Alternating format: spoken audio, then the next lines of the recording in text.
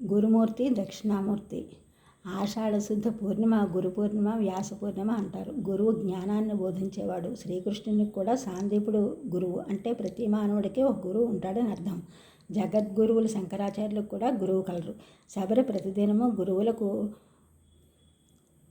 నమస్కరించుచు వారు బోధించిన విజ్ఞానమును స్మరించుచు వారు చెప్పినట్లు ఆచరించుచు సోమరితనము మొదలగున వాటికి లోబడక యోగ సాధనము నిత్యము చేయుచుండెను.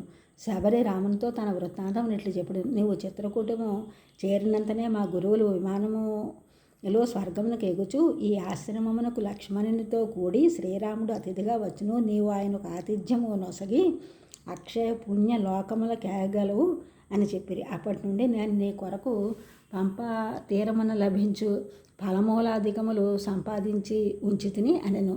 గురువు యొక్క వాక్యం అంత పవిత్రమైందని అర్థము. గురవే సర్వలోకనం భిషజే భవరోగణం నిధయ సర్వవిజ్ఞానం గురు దక్షిణామూర్తయే నమః.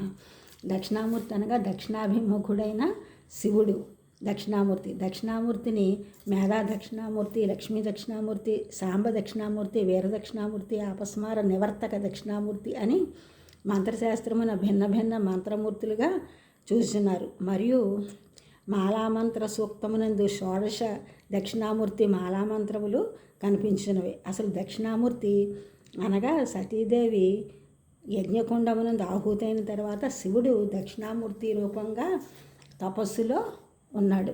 మార్కండేయ మహర్షిని మీకు చిరంజీవత్వము అనంతత్వమునకు కారణమేమని సౌనకాది మహర్షులు ప్రశ్నించగా ఆయన దక్షిణామూర్తి ఉపాసన అని చెప్పాను.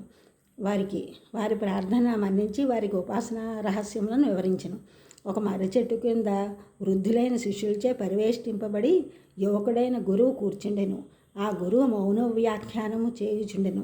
శిష్యులకు పరబ్రహ్మతత్వము తెలిపి సంశయములను నివర్తింపజేసెను. జ్ఞానముద్రచే గురువుల సంకల్ప బలము చేత పరతత్వమును తెలుసుకొనిరి శిష్యులు. వారి సంశయములు పోయినవి. ఈ ఛానల్ చూసిన వారందరూ కూడా సబ్స్క్రైబ్ చేయండి, షేర్ చేయండి, లైక్ చేయండి, కామెంట్ చేయండి. సబ్స్క్రైబ్ చేసిన వారందరూ కూడా కృతజ్ఞతలు, షేర్ చేస్తున్నారు, లైక్ చేస్తున్నారు, కామెంట్ చేస్తున్న అందరికీ కూడా ధన్యవాదములు.